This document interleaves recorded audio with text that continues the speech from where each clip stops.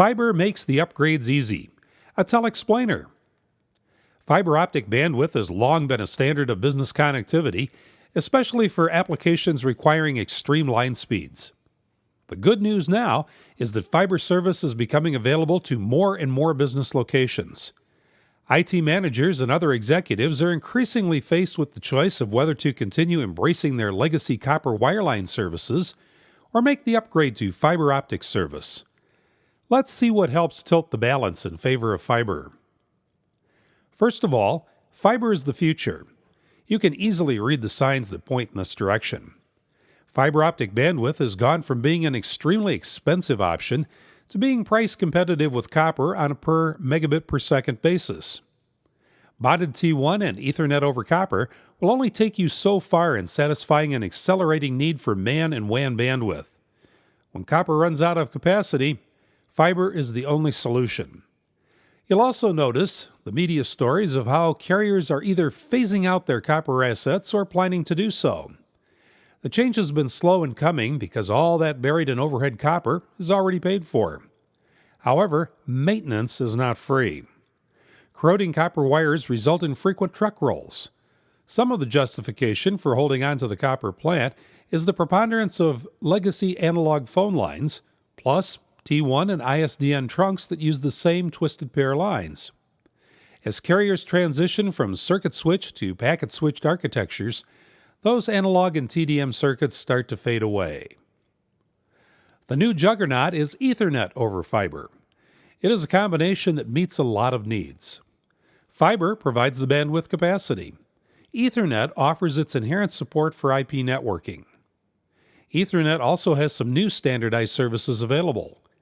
E-LAN, or Ethernet LAN service, is becoming the easiest and most cost-effective way to link multiple business locations in a meshed any-to-any communications architecture. The designed-in ease of scalability with Ethernet over fiber is a huge boon for companies that want to minimize their costs in an uncertain business climate. The legacy competing fiber service is Sonnet, a technology designed by and for the phone companies. Sonnet has predetermined bandwidth levels that include OC3 at 155 megabits per second, OC12 at 622 megabits per second, and OC48 at 2.4 gigabits per second.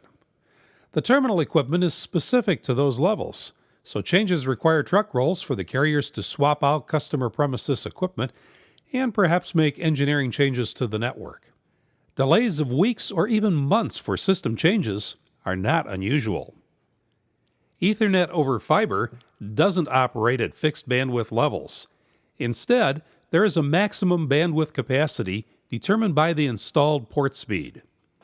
Popular port options include 100 megabits per second fast Ethernet, 1 gigabit per second gigabit Ethernet, and 10 gigabit per second 10 gig-E. The beauty of this arrangement is that you can install a gigabit Ethernet port but only order a couple hundred megabits per second of initial bandwidth. When your line starts to reach its capacity, a simple phone call to your provider can double or quadruple bandwidth in a matter of hours or days. No hardware changes are needed. You should also be aware that Ethernet over fiber usually has a cost advantage over Sonnet. Competitive carriers with their own IP core networks can completely bypass the incumbent telephone companies and give you point-to-point or dedicated internet connections. You may well find that you can get twice the bandwidth for the same money that you pay now, or choose to cut your monthly telecom bill in half. Is it time for your company to upgrade from copper to fiber bandwidth, or make the switch from Sonnet to Ethernet over fiber? Get up-to-date competitive quotes from multiple providers that serve your business location. Call toll-free 888-848-8749 or enter your requirements at telexplainer.net.